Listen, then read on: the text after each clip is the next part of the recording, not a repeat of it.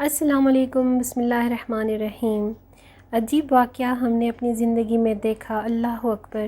سوچتے ہیں تو کانپ جاتے ہیں کہ امریکہ سے ایک پڑھا لکھا جوڑا حج کرنے کی نیت سے جب چلا، اور جو وی آئی پی حج کا مرض ہے وہ وی آئی پی حج ان کے ذہن میں بھی تھا کہ وی آئی پی حج کرنا ہے، اور ان کو اپنے پیسے پر بڑا ناز بھی تھا۔ چنانچہ چلے اور ہم بھی گئے، اس گروپ میں تھے جس گروپ میں ہمیں حج کرنا تھا۔ ہم نے دیکھا کہ ان کی طبیعتیں ایسی تھیں کہ ہر چیز پر ہی اعتراض کرتے تھے۔ یہ چیز اچھی نہیں ہے، دونوں میاں بیوی جو چیز دیکھتے اس پر تنقید کرنے بیٹھ جاتے ہیں۔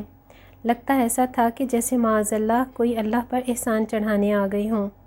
اب ہوا کچھ ایسا کہ جیسے ذی الحج کے ایام شروع ہوئے، 5-6 ذی الحج کا واقعہ ہوگا کہ اس کے خاوند کی طبیعت ذرا خراب ہو گئی تو ہسپتال پہنچا دیا گیا۔ انہوں نے بتایا کہ اس کو ہارٹ اٹیک ہے۔ انہوں نے اس کو آئی سی یو میں رکھا، حتیٰ کہ وہ دن آ گیا جب عرفات جانا تھا۔ تو یہاں کا دستور ہے کہ جب جو لوگ حج کی نیت سے آئے ہوں، ہسپتال والے ان کو اپنی ذمہ داری پر ایمبولینس کے اندر لے جاتے ہیں اور وقوف عرفہ کروا کر پھر واپس لاتے ہیں، اور ان کے ساتھ ڈاکٹرز اور ساری میڈیکل ٹریٹمنٹ بھی ہوتی ہے۔ یوں سمجھے کہ ایک چھوٹا سا ہاسپٹل ان کے ساتھ ہوتا ہے تاکہ ان کا حج ہو جائے جس کے مقصد سے وہ آئے ہیں۔ تو اسٹاف نے ان کو کہا کہ آپ یہ فارم بھر دیں تاکہ ہم آپ کے حج کا انتظام کر دیں۔ خاوند صاحب کہنے لگے کہ نہیں، مجھے یہ فارم نہیں بھرنا۔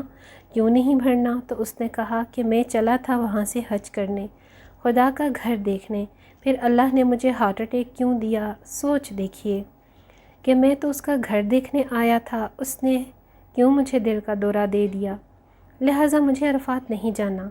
ڈاکٹر منتیں کر رہے ہیں کہ دستخط کر دو تاکہ ہم آپ کو وقوف عرفات کروائیں۔ اس نے کہا نہیں۔ جب اس نے انکار کر دیا تو ڈاکٹروں نے اس کی بیوی سے کہا کہ آپ تو خیمے میں ہیں، جو معلم ہے اس کی حمایت میں ہے، ایئر کنڈیشن کمرے میں ہے، آپ دستخط کر دیں تاکہ ہم آپ کو تو وقوف عرفات کروا کر واپس لائیں۔ بیوی نے کہا نہیں، مجھے بھی عرفات نہیں جانا۔